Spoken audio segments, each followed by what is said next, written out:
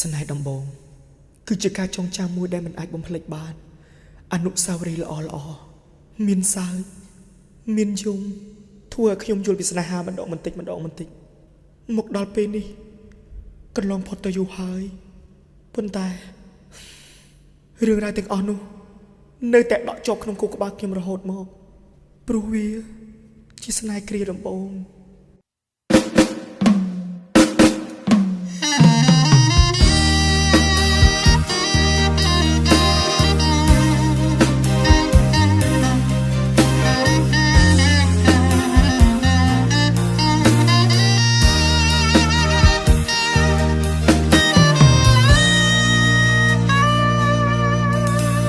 ស្រឡាញ់អូនពេញក្នុងបេះដូងអូនជាស្នេហ៍ដំបងក្នុងជីវិតបងសន្យាស្រឡាញ់គ្នាក្នុងវ័យសិក្សាគិតថាសំបំណងចុងក្រោយវ័យធ្លាប់បងប្រែរលាចសាបសូន្យព្រោះពេលនេះពួកយើងបែកគ្នាហើយមិនអាចវិលវិញឡើយព្រោះយើងមានសង្សាររៀងខ្លួនតែអារម្មណ៍ពេលខ្លះចេះតែលួចនឹកលួចគិតពីអូនមិនគួរស្នេហាដំបងបរាជ័យទួងមានសង្សារថ្មីប៉ុន្មានដងក៏បងមិនអាចភ្លេចអូនបានឡើយ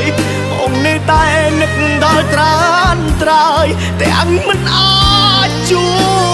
បចង់ភ្លេចអូនក៏បងភ្លេចមិនបា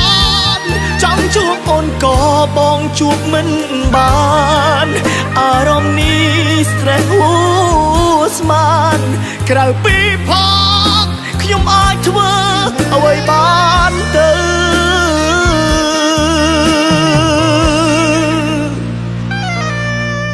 ព្រោះពេលនេះពួកយើងបែកគ្នាហើយមិនអាចវិលវិញឡើយព្រោះយើងមានសង្សាររៀងខ្លួនតែអារម្មណ៍ពេលខ្លះចេះតែលួចនឹកលួចគិតពីអូនមិនគួរស្នេហាដំបងបរាជ័យទួងមានសង្សារថ្មីប៉ុន្មានដងក៏បងមិនអាចភ្លេចអូនបានឡើយបងនៅតែនឹកដល់ត្រានត្រើយទាំងមិនអាចជួបចង់ភ្លេចអូនក៏បងភ្លេចមិនបានចង់ជួបអូនក៏បងជួបមិនបានអារម្មណ៍នេះ stress ហួស្មានក្រៅពីផងខ្ញុំអាចធ្វើអ្វីបានទៅ